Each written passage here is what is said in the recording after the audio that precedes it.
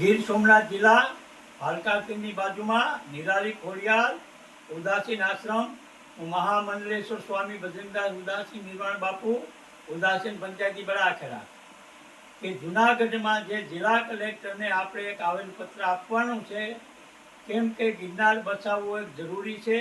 ગિરનાર છે એ સનાતન ધર્મનો છે. જેટલા સનાતનીઓ છે જુનાગઢમાં બધા તૈયાર થાવ.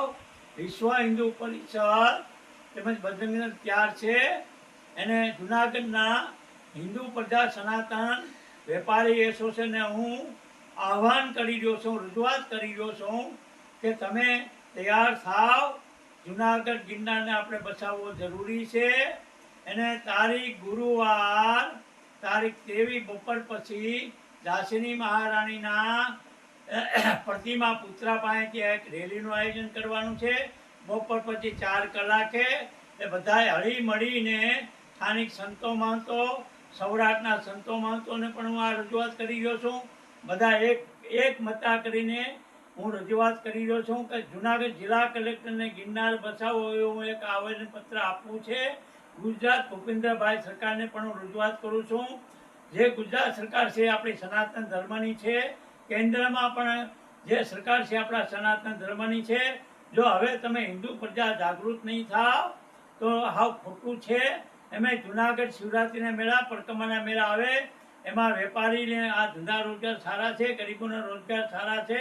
એ વેપારી એસોસિએશનને પણ હું એક હાકલ કરી રહ્યો છું કે તમે પણ આ આવેદનપત્રમાં જોડાઓ. ઝાંસીની મહારાણી બપોર પછી 4 કલાકે પુત્રા પાસેથી 23 તારીખે આયોજન કરવામાં આવેલું છે. એમાં તમે સંતો મહંતો અને જુનાગઢની પ્રજાજન બધે જોડાઓ.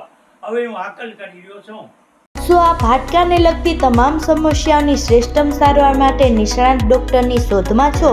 તો હવે હાડકાના નિષ્ણાત સર્જન તેમજ વર્ષોના અનુભવી ડૉક્ટર અમિત બામણિયા દ્વારા વિનાયક ઓર્થોપેડિક હોસ્પિટલ ખાતે હાડકાના દર્દોનું નિદાન અને સારવાર રહેશે ઉપલબ્ધ.